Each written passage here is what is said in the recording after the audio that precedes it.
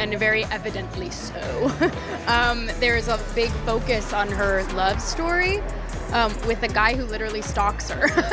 Rachel Zegler is finding out in real time that fame is a fragile thing. There was a moment not long ago when she was on top of the world, a breakout star with a once-in-a-generation voice, handpicked by Spielberg, praised by critics, and chosen to lead one of Disney's most iconic fairy tales into the modern era. She was meant to be the next great Disney princess, a new symbol of progress, empowerment, and fresh-faced Hollywood charisma. Now she's sitting in a near-empty theater with a handful of friends holding a bouquet of flowers, while her own movie flopped so badly that even Discount Tuesday couldn't fill the seats. The Snow White remake wasn't just a miss, it was a collapse, a cultural rejection. A warning shot to studios about what happens when marketing, messaging, and momentum all fall out of sync. It's no longer about a movie, it's about a meltdown. Public, painful, and very, very expensive. Let's start with the scene that sums it all up. March 25th, 2025. Rachel shows up at a local theater, dragging her friends along to watch her own movie. Her name flashes on the screen. One of them screams with joy. Rachel laughs, cheers for herself, but the theater is a graveyard. Not another soul in sight. It's unclear if the group rented the space or if it just came that way. Empty. They play along, post to Instagram, joke about their themed popcorn buckets and souvenir cups. But underneath the laughter, you can feel it. The silence, the surreal realization that no one came. It was supposed to be the moment. Her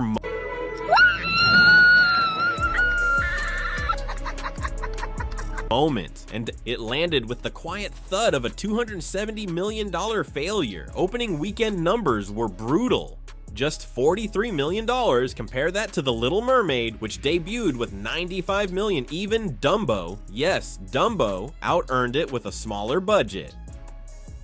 With previews barely clearing 3.5 million and critics already circling, the writing was on the wall. Snow White wasn't just underperforming, it was vanishing. Online, the fallout exploded. Users posted screenshots of empty seating charts. Viral clips showed people sitting completely alone in theaters. Someone even started a GoFundMe campaign that, as a joke, to help Disney break even. The internet, as always, didn't pull punches. And in the middle of it all, an old clip of Rachel resurfaced. In the video, Rachel declares, with total conviction, that she hopes people will wait in line to see her movies, that they'll love her despite her flaws, just like they love the Winged Victory statue in the Louvre. It was poetic at the time. Now it's haunting, because not only did people not wait in line, they didn't even show up. The narrative was already turning before the film hit theaters. From the day Rachel was cast, controversy started bubbling. Some were excited to finally a Latina Snow White. Others were outraged, claiming Disney was straying too far from tradition. But what really tanked things wasn't the casting, it was the commentary. Rachel's press tour became a PR minefield. Her interviews didn't celebrate the film, they deconstructed. Who hates when I win? The Winged Victory came to the Louvre in pieces. She said the 1937 version was weird, called the prince a stalker, said there would be no romantic arc because this version of Snow White was a leader, not a damsel. To her, these were progressive ideas. To audiences, it felt like she was trashing the very story she was meant to represent. Then came the D23 fiasco. Rachel took the stage, all smiles, and ended her speech with a jarring political statement. Disney execs panicked. Producer Mark Platt reportedly had to fly out to calm her down. Jonah Platt, his son, later posted, then deleted, a scathing comment accusing Rachel of sabotaging the film with her political rants. He claimed his dad had begged her to stay off social media. She didn't, and then there was the feud.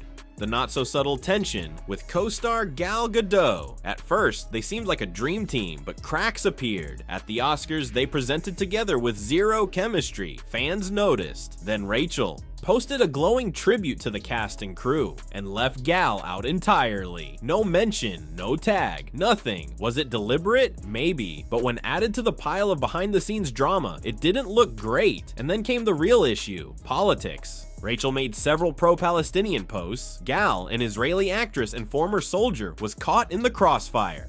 The backlash escalated to the point where Disney had to hire private security for Gal. Insiders say Rachel didn't grasp the implications, that she was acting from emotion, not strategy. That those executives like Spielberg are looking at that saying, Rachel Zegler can F right off. Her words, though personally motivated, were causing professional chaos. But the mess didn't stop there. After the 2024 US election, Rachel posted, "May Trump supporters never know peace."